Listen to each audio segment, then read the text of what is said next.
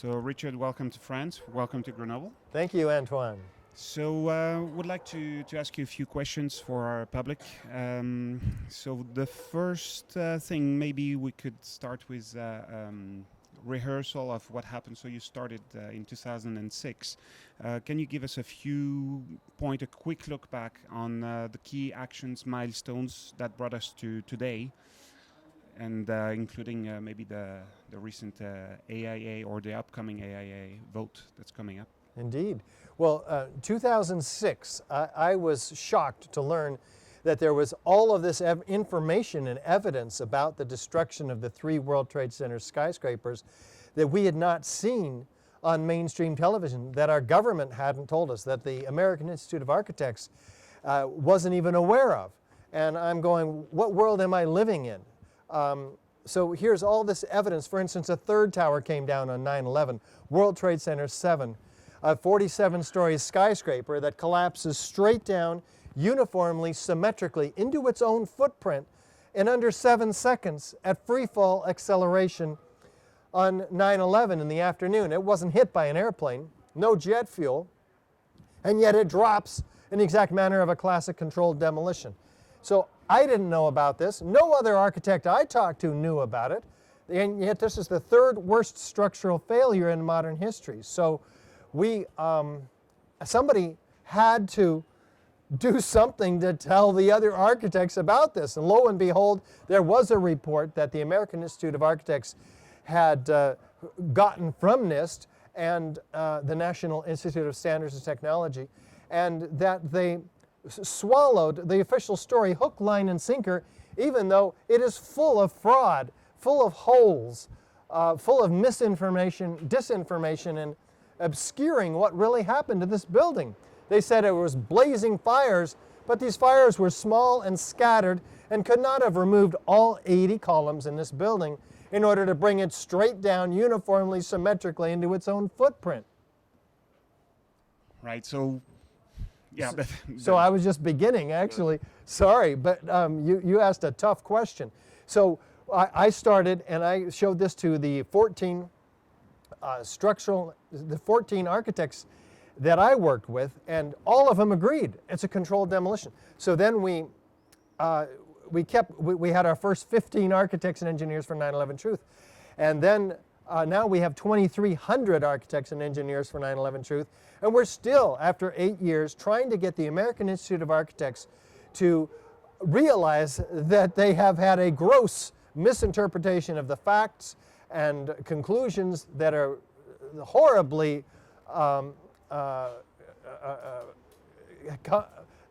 they're horribly misunderstood. So we have now submitted a resolution to the American Institute of Architects. We have 55 co-sponsors, which calls for a new investigation of this building, World Trade Center 7.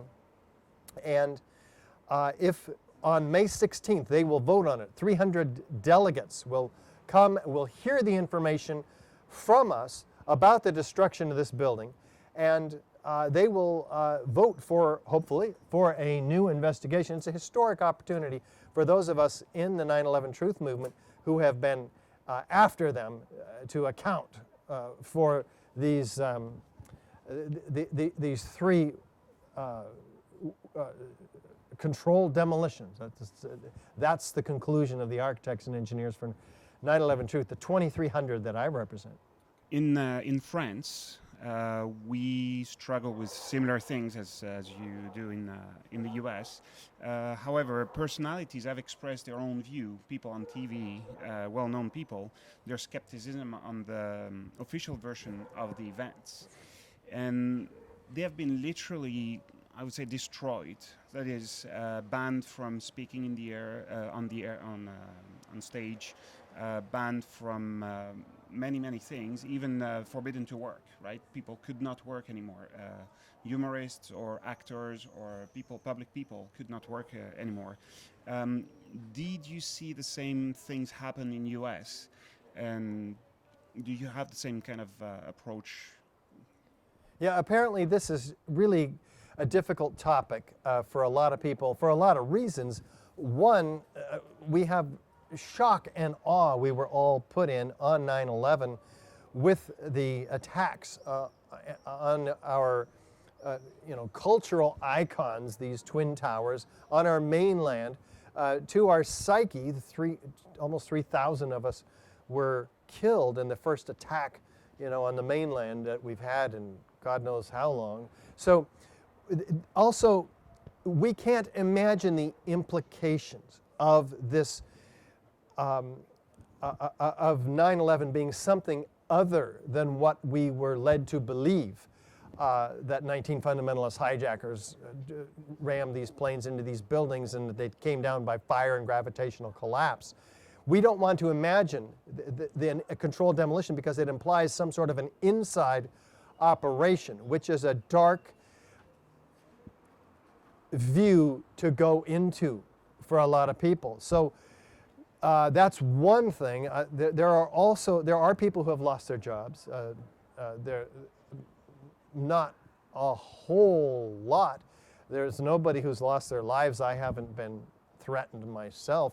We're free to speak, and as a result, we've spoken now in 82 American cities, 35 foreign countries, and to groups of up to 3,000 people in 400 presentations around the world. So we don't have, but getting people to the events is the difficult thing. Once they come and they look at the evidence, we're certainly successful, as you'll see tonight here in Grenoble. We're successful in convincing people that the evidence is real, that it warrants an investigation, a reinvestigation into the events of 9/11. Okay, so yes, indeed, the difficulty is high in getting people there. The question is also how to get to success. That is, how to spread the word wider. How can we get more people to open up? How can we get more people to those meetings where they can look at facts and be convinced? How can we move forward there? We have to work harder against denial on the part of people and censorship on the part of the media. We have, in our country, we have 6 corporations who run the mainstream media. According to Project Censored, they're the same people who run those corporations that run the arms industry, the oil industry, the banking industry, the insurance industry, all of whom profited enormously from 9/11.